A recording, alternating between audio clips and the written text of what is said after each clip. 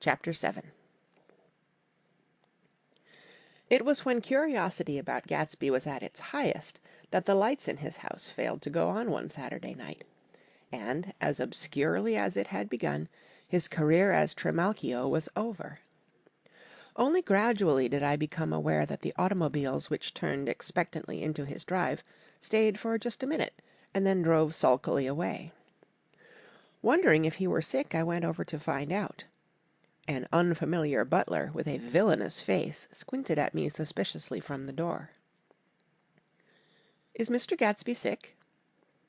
"Nope." After a pause, he added, "Sir," in a dilatory, grudging way. I hadn't seen him around, and I was rather worried. "Tell him Mr. Carroway came over." "Who?" he demanded rudely. "Carroway." "Carroway. All right, I'll tell him." Abruptly, he slammed the door. My Finn informed me that Gatsby had dismissed every servant in his house a week ago, and replaced them with half a dozen others, who never went into West Egg Village to be bribed by the tradesmen, but ordered moderate supplies over the telephone. The grocery boy reported that the kitchen looked like a pigsty, and the general opinion in the village was that the new people weren't servants at all. Next day Gatsby called me on the phone. "Going away?" I inquired. "No, old sport." "I hear you fired all your servants." "I wanted somebody who wouldn't gossip. Daisy comes over quite often, in the afternoons." So the whole caravanserai had fallen in like a card-house at the disapproval in her eyes. "There's some people Wolfsheim wanted to do something for. They're all brothers and sisters. They used to run a small hotel."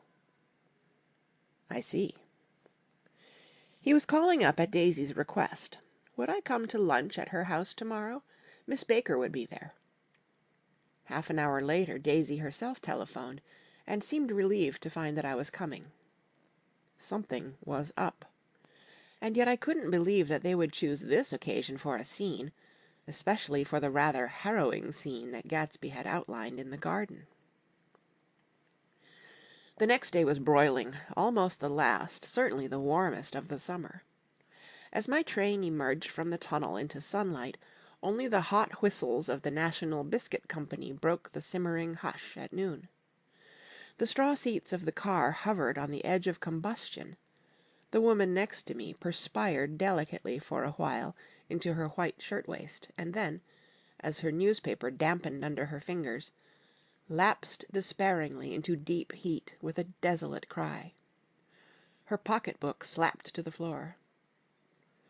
"Oh, my!" she gasped.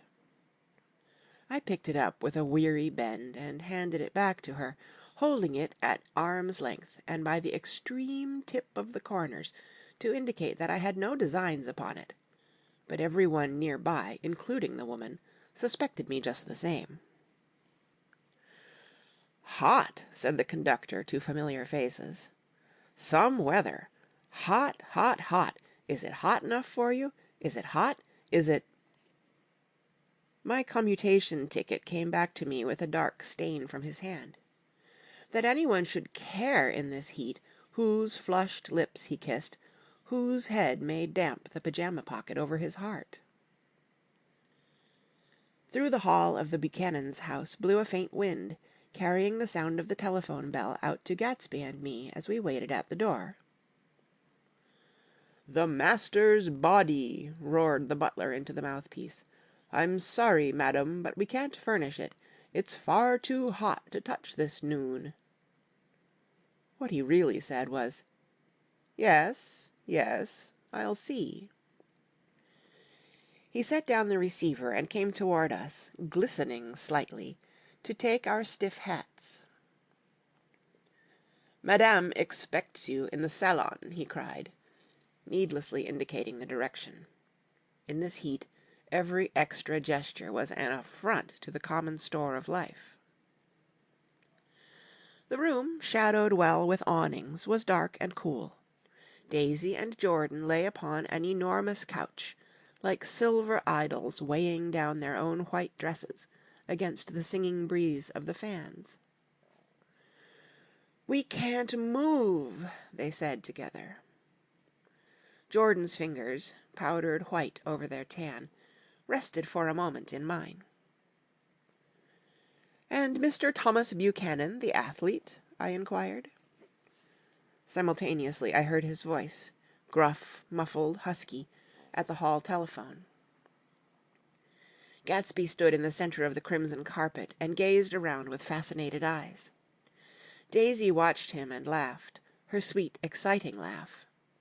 A tiny gust of powder rose from her bosom into the air. "The rumor is," whispered Jordan, "that that's Tom's girl on the telephone." We were silent. The voice in the hall rose high with annoyance. "Very well, then, I won't sell you the car at all. I'm under no obligations to you at all.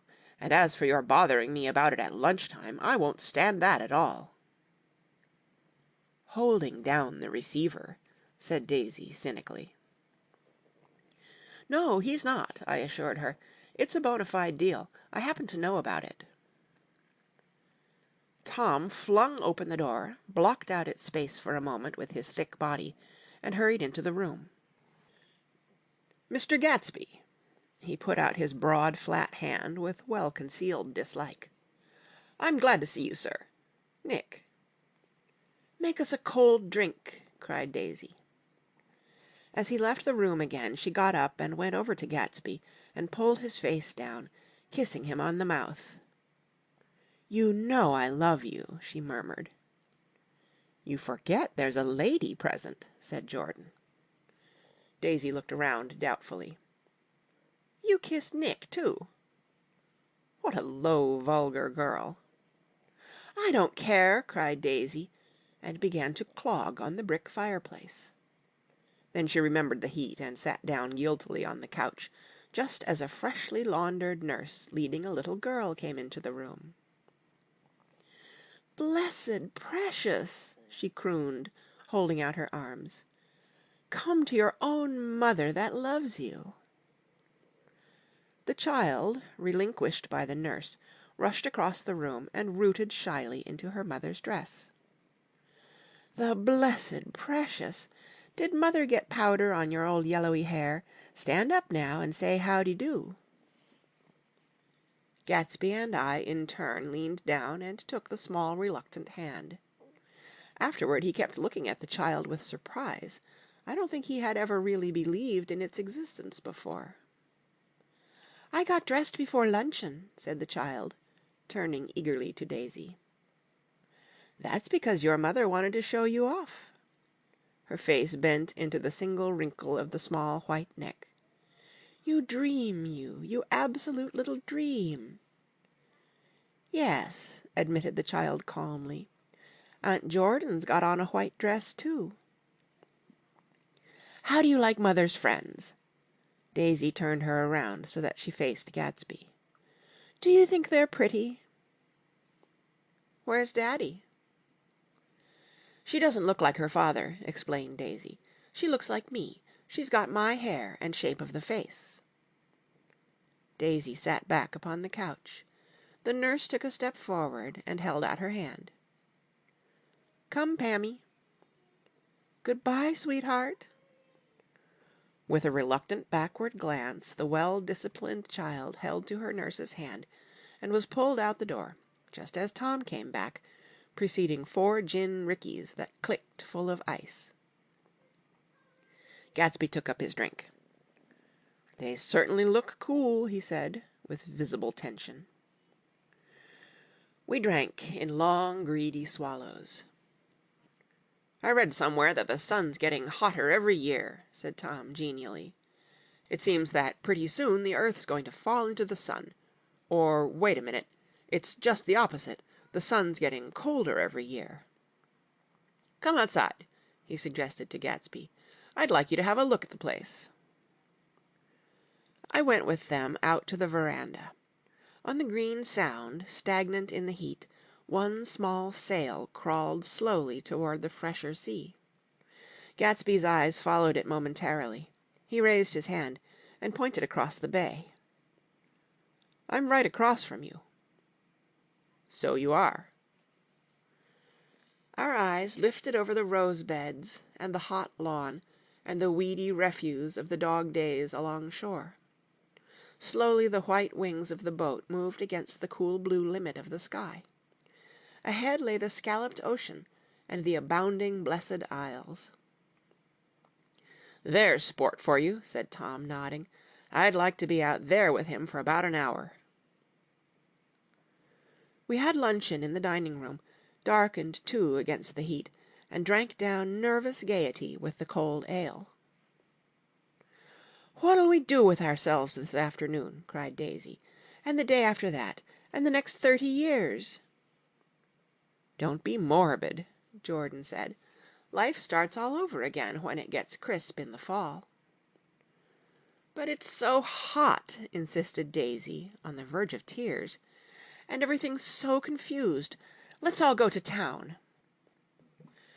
Her voice struggled on through the heat, beating against it, moulding its senselessness into forms. "I've heard of making a garage out of a stable," Tom was saying to Gatsby. "But I'm the first man who ever made a stable out of a garage." "Who wants to go to town?" demanded Daisy insistently. Gatsby's eyes floated toward her. "Ah," she cried, "you look so cool." Their eyes met, and they stared together at each other, alone in space. With an effort she glanced down at the table. "You always look so cool," she repeated. She had told him that she loved him, and Tom Buchanan saw. He was astounded. His mouth opened a little, and he looked at Gatsby, and then back at Daisy, as if he had just recognized her as someone he knew a long time ago. "You resemble the advertisement of the Man," she went on innocently. "You know the advertisement of the Man." "All right," broke in Tom quickly. "I'm perfectly willing to go to town. Come on. We're all going to town." He got up, his eyes still flashing between Gatsby and his wife. No one moved. "Come on." His temper cracked a little. "What's the matter, anyhow? If we're going to town, let's start." His hand, trembling with his effort at self-control, bore to his lips the last of his glass of ale. Daisy's voice got us to our feet and out onto the blazing gravel drive. "Are we just going to go?" she objected. "Like this? Aren't we going to let anyone smoke a cigarette first?"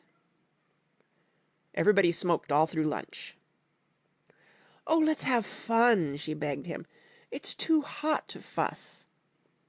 He didn't answer. "Have it your own way," she said. "Come on, Jordan."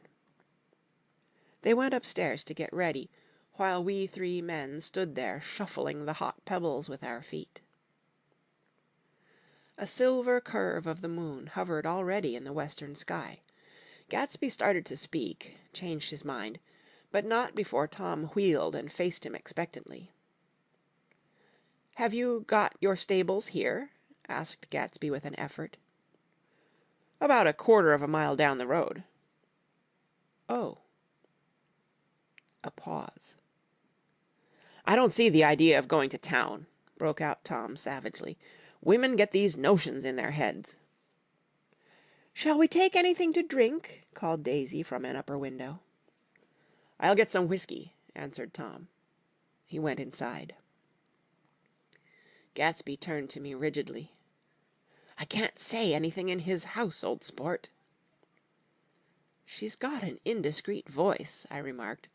"It's full of—" I hesitated. "Her voice is full of money," he said suddenly. That was it. I'd never understood before. It was full of money. That was the inexhaustible charm that rose and fell in it, the jingle of it, the cymbal's song of it.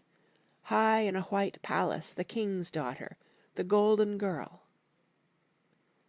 Tom came out of the house, wrapping a quart bottle in a towel, followed by Daisy and Jordan wearing small tight hats of metallic cloth, and carrying light capes over their arms. "Shall we all go in my car?" suggested Gatsby. He felt the hot green leather of the seat. "I ought to have left it in the shade." "Is it standard shift?" demanded Tom. "Yes." "Well, you take my coupe and let me drive your car to town." The suggestion was distasteful to Gatsby. "I don't think there's much gas," he objected. "Plenty of gas," said Tom boisterously. He looked at the gauge. "And if it runs out, I can stop at a drugstore. You can buy anything at a drugstore nowadays." A pause followed this apparently pointless remark. Daisy looked at Tom frowning, and an indefinable expression, at once definitely unfamiliar and vaguely recognizable, as if I had only heard it described in words, passed over Gatsby's face. "Come on, Daisy," said Tom, pressing her with his hand toward Gatsby's car. "I'll take you in this circus wagon." He opened the door, but she moved out of the circle of his arm. "You take Nick and Jordan. We'll follow you in the coupe." She walked close to Gatsby, touching his coat with her hand. Jordan and Tom and I got into the front seat of Gatsby's car. Tom pushed the unfamiliar gears tentatively, and we shot off into the oppressive heat, leaving them out of sight behind. "Did you see that?" demanded Tom. "See what?" He looked at me keenly, realizing that Jordan and I must have known all along. "You think I'm pretty dumb, don't you?" he suggested. "Perhaps I am, but I have almost a second sight, sometimes, that tells me what to do. Maybe you don't believe that, but science—" He paused.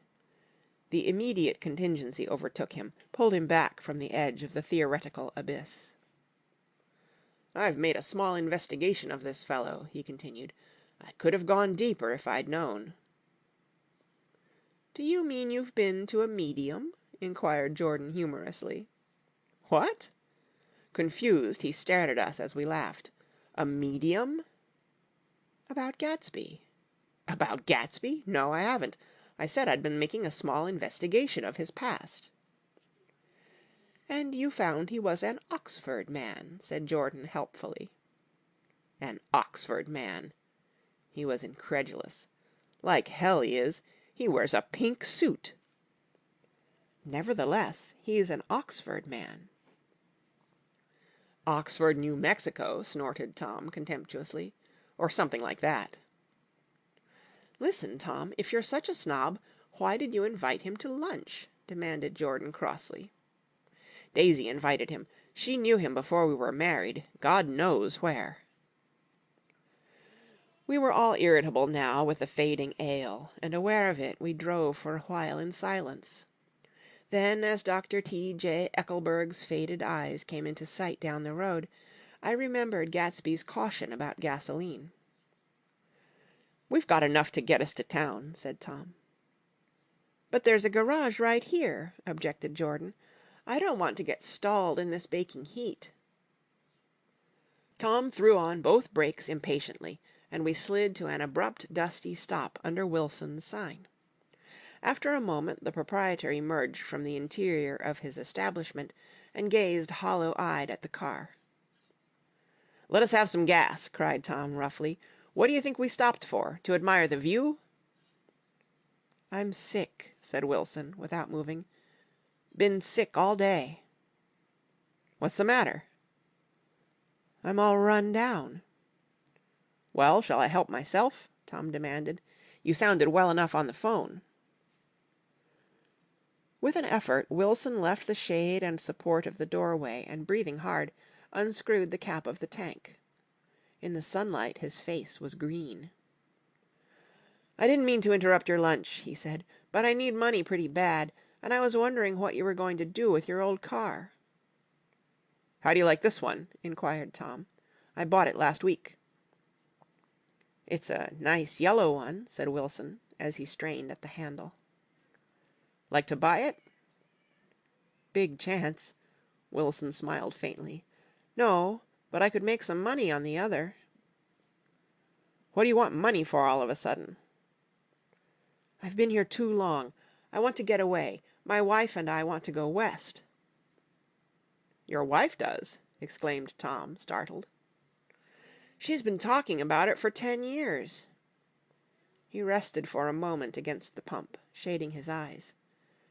"And now she's going away whether she wants to or not. I'm going to get her away." The coupe flashed by us with a flurry of dust and the flash of a waving hand. "What do I owe you?" demanded Tom harshly. "I just got wised up to something funny the last 2 days," remarked Wilson. "That's why I want to get away. That's why I been bothering you about the car." "What do I owe you?" $1.20. The relentless beating heat was beginning to confuse me, and I had a bad moment there before I realized that so far his suspicions hadn't alighted on Tom. He had discovered that Myrtle had some sort of life apart from him in another world, and the shock had made him physically sick. I stared at him, and then at Tom, who had made a parallel discovery less than an hour before, and it occurred to me that there was no difference between men in intelligence or race so profound as the difference between the sick and the well. Wilson was so sick that he looked guilty, unforgivably guilty, as if he had just got some poor girl with child. "I'll let you have that car," said Tom. "I'll send it over tomorrow afternoon." That locality was always vaguely disquieting, even in the broad glare of afternoon, and now I turned my head as though I had been warned of something behind. Over the ash heaps the giant eyes of Dr. T.J. Eckelberg kept their vigil, but I perceived, after a moment, that other eyes were regarding us with peculiar intensity from less than 20 feet away. In one of the windows over the garage the curtains had been moved aside a little, and Myrtle Wilson was peering down at the car. So engrossed was she that she had no consciousness of being observed, and one emotion after another crept into her face like objects into a slowly developing picture. Her expression was curiously familiar. It was an expression I had often seen on women's faces, but on Myrtle Wilson's face it seemed purposeless and inexplicable until I realized that her eyes, wide with jealous terror, were fixed not on Tom, but on Jordan Baker, whom she took to be his wife. There is no confusion like the confusion of a simple mind, and as we drove away Tom was feeling the hot whips of panic. His wife and his mistress, until an hour ago secure and inviolate, were slipping precipitately from his control. Instinct made him step on the accelerator with the double purpose of overtaking Daisy and leaving Wilson behind, and we sped along toward Astoria at 50 miles an hour until, among the spidery girders of the elevated, we came in sight of the easy-going blue coupe. "Those big movies around 50th Street are cool," suggested Jordan. "I love New York on summer afternoons when everyone's away. There's something very sensuous about it. Overripe, as if all sorts of funny fruits were going to fall into your hands." The word sensuous had the effect of further disquieting Tom, but before he could invent a protest the coupe came to a stop, and Daisy signaled us to draw up alongside. "Where are we going?" she cried. "How about the movies?" "It's so hot," she complained. "You go. We'll ride around and meet you after." With an effort, her wit rose faintly. "We'll meet you on some corner. I'll be the man smoking 2 cigarettes." "We can't argue about it here," Tom said impatiently, as a truck gave out a cursing whistle behind us. "You follow me to the south side of Central Park, in front of the plaza." Several times he turned his head and looked back for their car, and if the traffic delayed them, he slowed up until they came into sight. I think he was afraid they would dart down a side street and out of his life forever. But they didn't. And we all took the less explicable step of engaging the parlor of a suite in the Plaza Hotel. The prolonged and tumultuous argument that ended by herding us into that room eludes me, though I have a sharp physical memory that, in the course of it, my underwear kept climbing like a damp snake around my legs, and intermittent beads of sweat raced cool across my back. The notion originated with Daisy's suggestion that we hire 5 bathrooms and take cold baths, and then assumed more tangible form as a place to have a mint julep. Each of us said over and over that it was a crazy idea. We all talked at once to a baffled clerk and thought, or pretended to think, that we were being very funny. The room was large and stifling, and though it was already 4 o'clock, opening the windows admitted only a gust of hot shrubbery from the park. Daisy went to the mirror and stood with her back to us, fixing her hair. "It's a swell suite," whispered Jordan respectfully, and everyone laughed. "Open another window," commanded Daisy, without turning around. "There aren't any more." "Well, we'd better telephone for an axe." "The thing to do is to forget about the heat," said Tom impatiently. "You make it 10 times worse by crabbing about it." He unrolled the bottle of whiskey from the towel and put it on the table. "Why not let her alone, old sport?" remarked Gatsby. "You're the one that wanted to come to town." There was a moment of silence.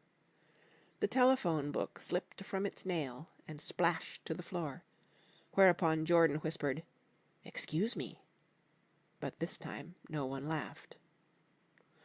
"I'll pick it up," I offered. "I've got it."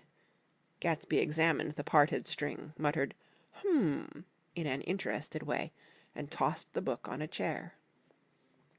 "That's a great expression of yours, isn't it?" said Tom sharply. "What is?" "All this old sport business. Where'd you pick that up?" "Now see here, Tom," said Daisy, turning around from the mirror. "If you are going to make personal remarks, I won't stay here a minute. Call up and order some ice for the mint julep." As Tom took up the receiver, the compressed heat exploded into sound, and we were listening to the portentous chords of Mendelssohn's Wedding March from the ballroom below. "Imagine marrying anybody in this heat!" cried Jordan dismally. "Still, I was married in the middle of June," Daisy remembered. "Louisville in June. Somebody fainted. Who was it fainted, Tom?" "Biloxi," he answered shortly. "A man named Biloxi, Blocks Biloxi, and he made boxes. That's a fact. And he was from Biloxi, Tennessee."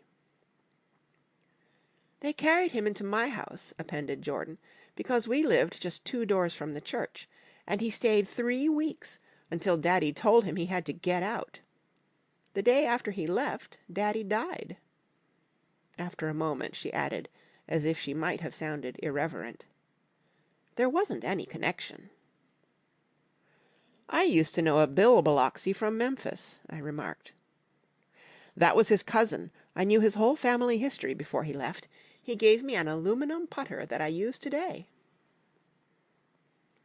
The music had died down as the ceremony began, and now a long cheer floated in at the window, followed by intermittent cries of "Yay!" and finally by a burst of jazz as the dancing began. "We're getting old," said Daisy. "If we were young, we'd rise and dance." "Remember Biloxi," Jordan warned her. "Where'd you know him, Tom?" "Biloxi?" He concentrated with an effort. "I didn't know him. He was a friend of Daisy's." "He was not," she denied. "I'd never seen him before. He came down in the private car." "Well, he said he knew you. He said he was raised in Louisville. Asa Bird brought him around at the last minute and asked if we had room for him." Jordan smiled. "He was probably bumming his way home. He told me he was president of your class at Yale." Tom and I looked at each other blankly. "Biloxi? First place, we didn't have any president." Gatsby's foot beat a short, restless tattoo, and Tom eyed him suddenly. By the way, Mr. Gatsby, I understand you're an Oxford man." "Not exactly." "Oh, yes, I understand you went to Oxford." "Yes, I went there." A pause. Then Tom's voice, incredulous and insulting. "You must have gone there about the time Biloxi went to New Haven." Another pause. A waiter knocked and came in with crushed mint and ice, but the silence was unbroken by his "Thank you," and the soft closing of the door. This tremendous detail was to be cleared up at last. "I told you I went there," said Gatsby. "I heard you, but I'd like to know when." "It was in 1919. I only stayed 5 months. That's why I can't really call myself an Oxford man." Tom glanced around to see if we mirrored his unbelief, but we were all looking at Gatsby. "It was an opportunity they gave to some of the officers after the armistice," he continued. "We could go to any of the universities in England or France." I wanted to get up and slap him on the back. I had one of those renewals of complete faith in him that I'd experienced before. Daisy rose, smiling faintly, and went to the table. "Open the whiskey, Tom," she ordered, "and I'll make you a mint julep. Then you won't seem so stupid to yourself. Look at the mint." "Wait a minute," snapped Tom. "I want to ask Mr. Gatsby one more question." "Go on," Gatsby said politely. "What kind of a row are you trying to cause in my house, anyhow?" "He isn't causing a row." Daisy looked desperately from one to the other. "You're causing a row. Please have a little self-control." "Self-control!" repeated Tom incredulously. "I suppose the latest thing is to sit back and let Mr. Nobody from Nowhere make love to your wife. Well, if that's the idea, you can count me out. Nowadays people begin by sneering at family life and family institutions, and next they'll throw everything overboard and have intermarriage between black and white." Flushed with his impassioned gibberish, he saw himself standing alone on the last barrier of civilization. "We're all white here," murmured Jordan. "I know I'm not very popular. I don't give big parties. I suppose you've got to make your house into a pigsty in order to have any friends in the modern world." Angry as I was, as we all were, I was tempted to laugh whenever he opened his mouth. The transition from libertine to prig was so complete. "I've got something to tell you, old sport," began Gatsby, but Daisy guessed at his intention. "Please don't," she interrupted helplessly. "Please, let's all go home. Why don't we all go home?" "That's a good idea." I got up. "Come on, Tom. Nobody wants a drink." "I want to know what Mr. Gatsby has to tell me." "Your wife doesn't love you," said Gatsby. "She's never loved you. She loves me." "You must be crazy!" exclaimed Tom automatically. Gatsby sprang to his feet, vivid with excitement. "She never loved you. Do you hear?" she cried. "She only married you because I was poor and she was tired of waiting for me. It was a terrible mistake, but in her heart she never loved anyone except me." At this point Jordan and I tried to go, but Tom and Gatsby insisted with competitive firmness that we remain, as though neither of them had anything to conceal, and it would be a privilege to partake vicariously of their emotions. "Sit down, Daisy." Tom's voice groped unsuccessfully for the paternal note.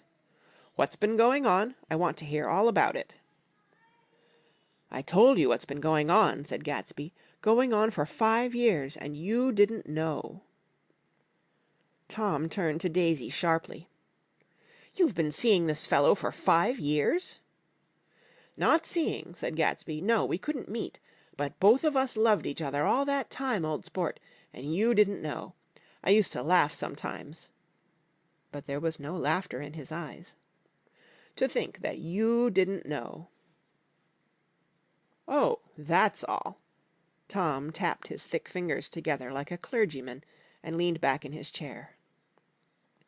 "You're crazy," he exploded.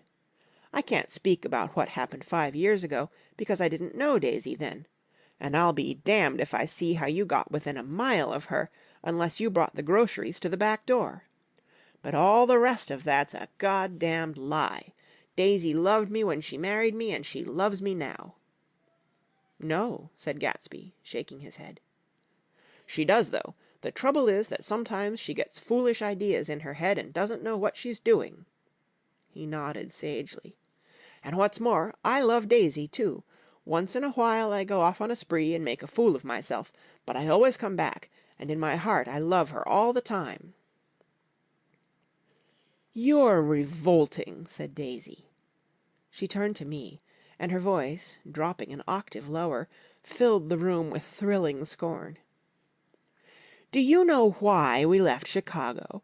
I'm surprised that they didn't treat you to the story of that little spree." Gatsby walked over and stood beside her. "Daisy, that's all over now," he said earnestly. "It doesn't matter any more. Just tell him the truth, that you never loved him, and it's all wiped out forever." She looked at him blindly.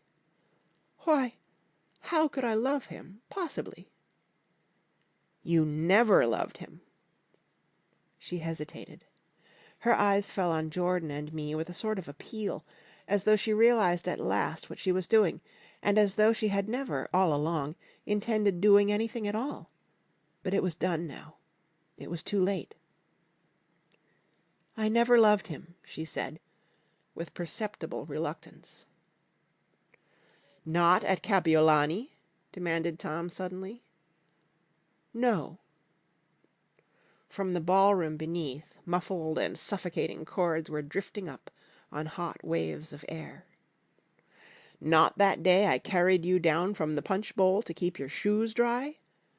There was a husky tenderness in his tone. "Daisy?" "Please don't." Her voice was cold, but the rancor had gone from it. She looked at Gatsby. "There, Jay," she said, but her hand as she tried to light a cigarette was trembling. Suddenly she threw the cigarette and the burning match on the carpet. "Oh, you want too much!" she cried to Gatsby. "I love you now. Isn't that enough? I can't help what's past." She began to sob helplessly. "I did love him once, but I loved you too." Gatsby's eyes opened and closed. "You loved me too?" he repeated. "Even that's a lie," said Tom savagely. "She didn't know you were alive. Why, there are things between Daisy and me that you'll never know, things that neither of us can ever forget." The words seemed to bite physically into Gatsby. "I want to speak to Daisy alone," he insisted. "She's all excited now." "Even alone I can't say I never loved Tom," she admitted in a pitiful voice. "It wouldn't be true." "Of course it wouldn't," agreed Tom. She turned to her husband. "As if it mattered to you," she said. "Of course it matters. I'm going to take better care of you from now on." "You don't understand," said Gatsby, with a touch of panic. "You're not going to take care of her any more." "I'm not?" Tom opened his eyes wide and laughed. He could afford to control himself now. "Why's that?" "Daisy's leaving you." "Nonsense." "I am, though," she said, with a visible effort. "She's not leaving me." Tom's words suddenly leaned down over Gatsby. "Certainly not for a common swindler who'd have to steal the ring he put on her finger." "Oh, I won't stand this!" cried Daisy. "Oh, please, let's get out!" "Who are you, anyhow?" broke out Tom. "You're one of that bunch that hangs around with Meyer Wolfsheim. That much I happen to know. I've made a little investigation into your affairs, and I'll carry it further tomorrow." "You can suit yourself about that, old sport," said Gatsby steadily. "I found out what your drug stores were." He turned to us and spoke rapidly. "He and this Wolfsheim bought up a lot of side street drug stores here and in Chicago and sold grain alcohol over the counter. That's one of his little stunts. I picked him for a bootlegger the first time I saw him, and I wasn't far wrong." "What about it?" said Gatsby, politely. "I guess your friend Walter Chase wasn't too proud to come in on it." "And you left him in the lurch, didn't you? You let him go to jail for a month over in New Jersey. God, you ought to hear Walter on the subject of you." "He came to us dead broke. He was very glad to pick up some money, old sport." "Don't you call me old sport," cried Tom. Gatsby said nothing. "Walter could have you up on the betting laws, too, but Wolfsheim scared him into shutting his mouth." That unfamiliar yet recognizable look was back again in Gatsby's face. "That drugstore business was just small change," continued Tom slowly. "But you've got something on now that Walter's afraid to tell me about." I glanced at Daisy, who was staring terrified between Gatsby and her husband, and at Jordan, who had begun to balance an invisible but absorbing object on the tip of her chin. Then I turned back to Gatsby, and was startled at his expression. He looked, and this is said in all contempt for the babbled slander of his garden, as if he had killed a man. For a moment the set of his face could be described in just that fantastic way. It passed, and he began to talk excitedly to Daisy, denying everything, defending his name against accusations that had not been made. But with every word she was drawing further and further into herself, so he gave that up, and only the dead dream fought on as the afternoon slipped away, trying to touch what was no longer tangible, struggling unhappily, undespairingly, toward that lost voice across the room. The voice begged again to go. "Please, Tom, I can't stand this any more." Her frightened eyes told that whatever intentions, whatever courage she had had, were definitely gone. "You two start on home, Daisy," said Tom, "in Mr. Gatsby's car." She looked at Tom, alarmed now, but he insisted with magnanimous scorn. "Go on. He won't annoy you. I think he realizes that his presumptuous little flirtation is over." They were gone, without a word, snapped out, made accidental, isolated, like ghosts even from our pity. After a moment Tom got up and began wrapping the unopened bottle of whiskey in the towel. "Want any of this stuff, Jordan? Nick?" I didn't answer. "Nick?" he asked again. "What?" "Want any?" "No. I just remembered that today is my birthday." I was 30. Before me stretched the portentous, menacing road of a new decade. It was 7 o'clock when we got into the coupe with him and started for Long Island. Tom talked incessantly, exulting and laughing, but his voice was as remote from Jordan and me as the foreign clamor on the sidewalk or the tumult of the elevated overhead. Human sympathy has its limits, and we were content to let all their tragic arguments fade with the city lights behind. 30. The promise of a decade of loneliness, a thinning list of single men to know, a thinning briefcase of enthusiasm, thinning hair. But there was Jordan beside me, who, unlike Daisy, was too wise ever to carry well-forgotten dreams from age to age. As we passed over the dark bridge, her wan face fell lazily against my coat's shoulder, and the formidable stroke of 30 died away with the reassuring pressure of her hand. So we drove on toward death through the cooling twilight. The young Greek, Michaelis, who ran the coffee joint beside the ash heaps, was the principal witness at the inquest. He had slept through the heat until after 5, when he strolled over to the garage and found George Wilson sick in his office. Really sick, pale as his own pale hair, and shaking all over. Michaelis advised him to go to bed, but Wilson refused, saying that he'd miss a lot of business if he did. While his neighbor was trying to persuade him, a violent racket broke out overhead. "I've got my wife locked up in there," explained Wilson calmly. "She's going to stay there till the day after tomorrow, and then we're going to move away." Michaelis was astonished. They had been neighbors for 4 years, and Wilson had never seemed faintly capable of such a statement. Generally, he was one of these worn-out men. When he wasn't working, he sat on a chair in the driveway and stared at the people and the cars that passed along the road. When anyone spoke to him, he invariably laughed in an agreeable, colorless way. He was his wife's man, and not his own. So naturally, Michaelis tried to find out what had happened, but Wilson wouldn't say a word. Instead, he began to throw curious, suspicious glances at his visitor, and ask him what he'd been doing at certain times on certain days. Just as the latter was getting uneasy, some workmen came past the door bound for his restaurant, and Michaelis took the opportunity to get away, intending to come back later. But he didn't. He supposed he forgot to, that's all. When he came outside again, a little after 7, he was reminded of the conversation because he heard Mrs. Wilson's voice, loud and scolding, downstairs in the garage. "Beat me!" he heard her cry. "Throw me down and beat me, you dirty little coward!"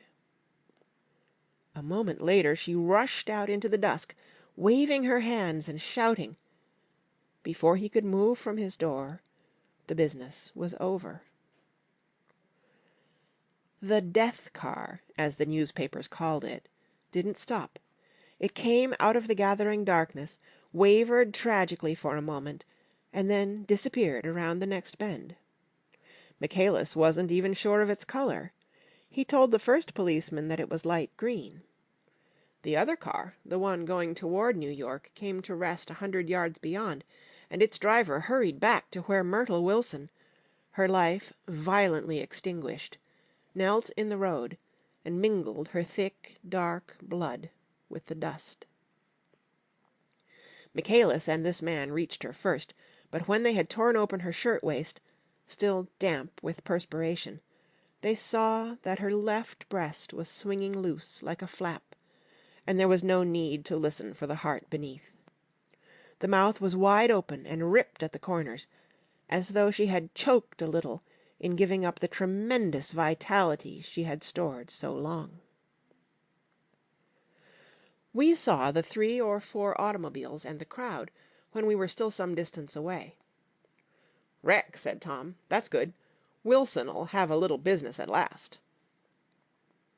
He slowed down, but still without any intention of stopping, until, as we came nearer, the hushed, intent faces of the people at the garage door made him automatically put on the brakes. "We'll take a look," he said doubtfully. "Just a look." I became aware now of a hollow, wailing sound which issued incessantly from the garage, a sound which, as we got out of the coupe and walked toward the door, resolved itself into the words, "Oh, my God!" uttered over and over in a gasping moan. "There's some bad trouble here," said Tom excitedly. He reached up on tiptoes and peered over a circle of heads into the garage, which was lit only by a yellow light in a swinging wire basket overhead.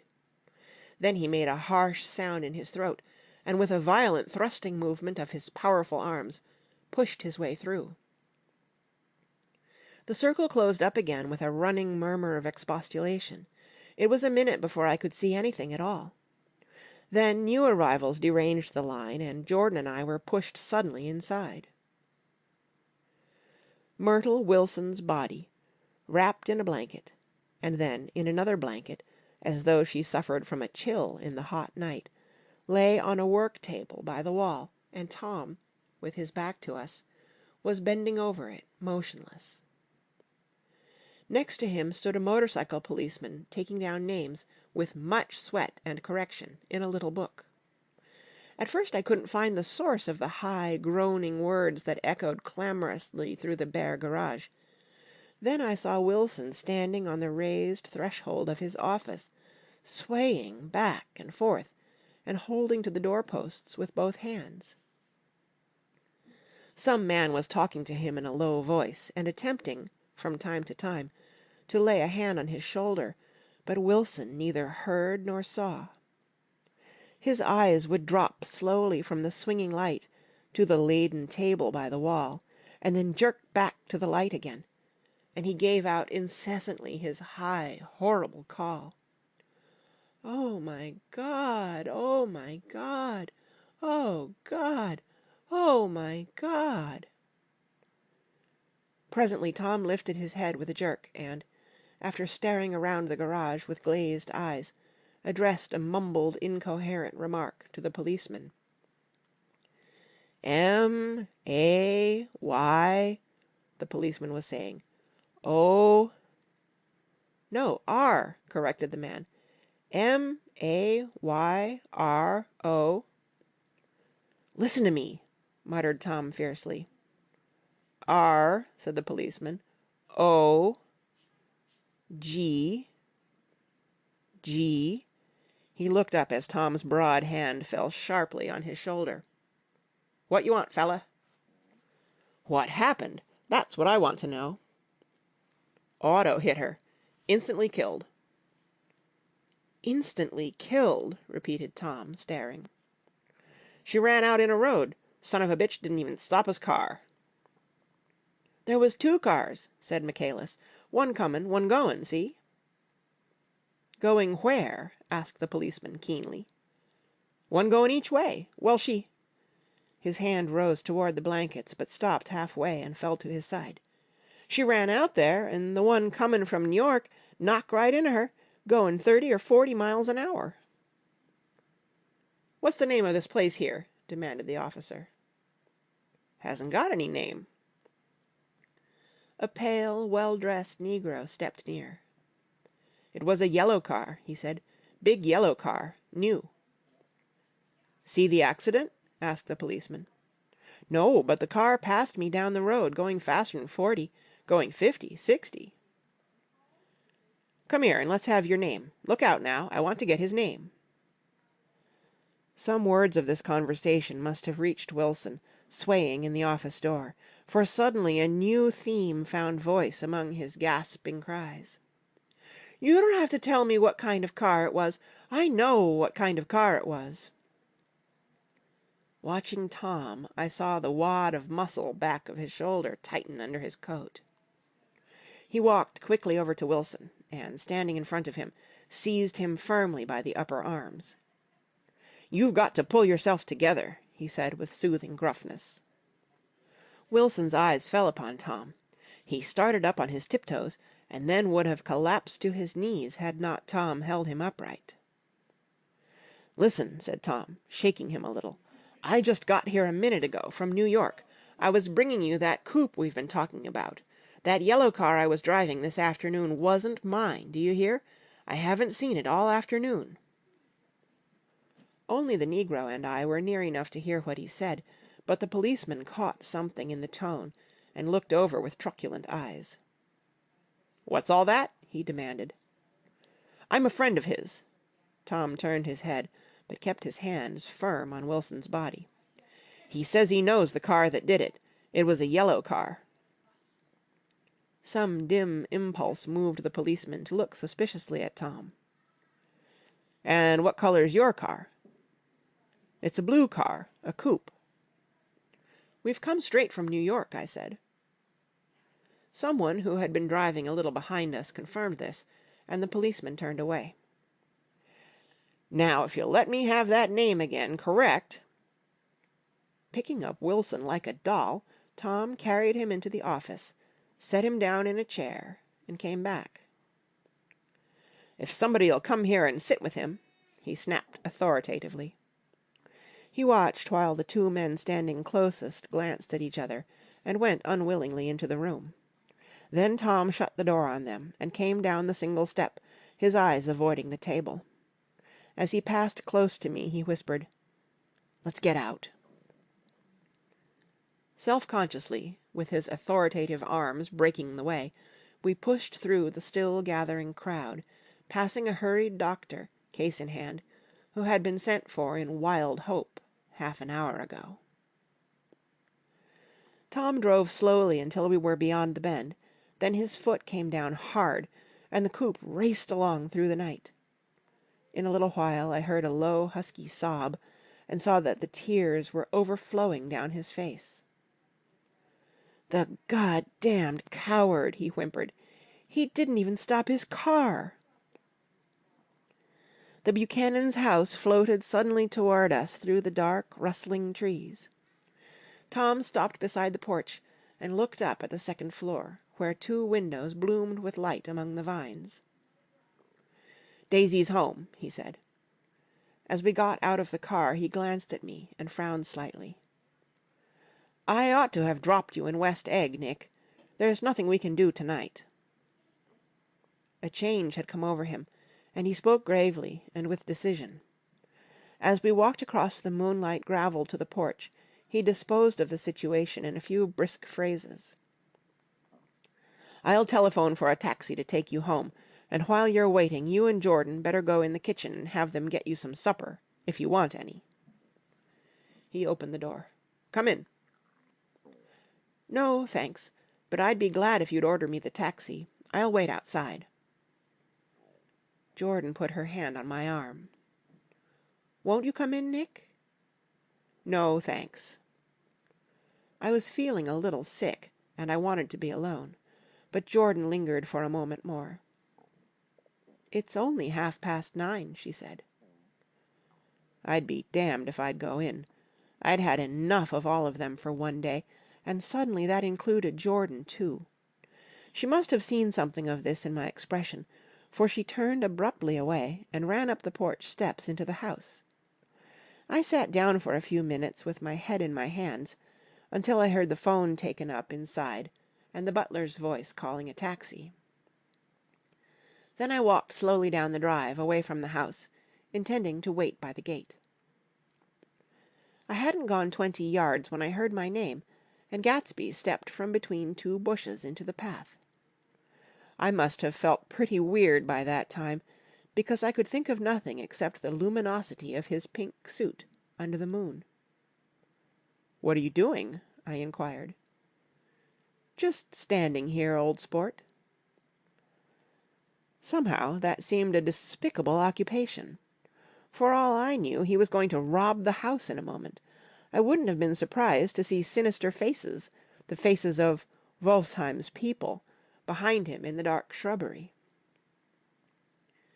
"Did you see any trouble on the road?" he asked after a minute. "Yes." He hesitated. "Was she killed?" "Yes." "I thought so. I told Daisy I thought so. It's better that the shock should come all at once. She stood it pretty well." He spoke as if Daisy's reaction was the only thing that mattered. "I got to West Egg by a side road," he went on, "and left the car in my garage. I don't think anybody saw us, but of course I can't be sure." I disliked him so much by this time that I didn't find it necessary to tell him he was wrong. "Who was the woman?" he inquired. "Her name was Wilson. Her husband owns the garage. How the devil did it happen?" "Well, I tried to swing the wheel." He broke off, and suddenly I guessed at the truth. "Was Daisy driving?" "Yes," he said after a moment. "But of course I'll say I was. You see, when we left New York she was very nervous, and she thought it would steady her to drive. And this woman rushed out at us just as we were passing a car coming the other way.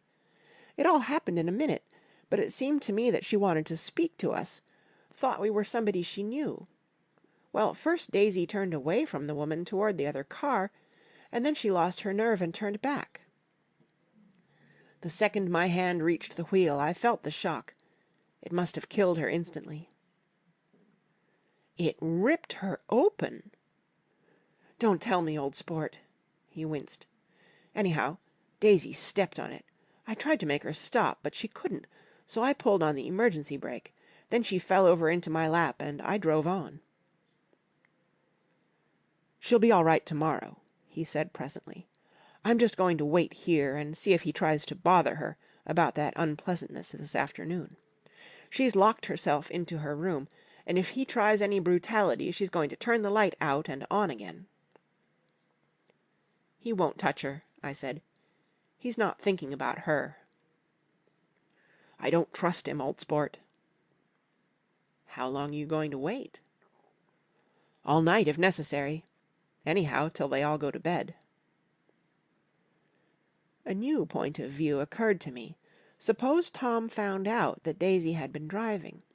He might think he saw a connection in it. He might think anything. I looked at the house.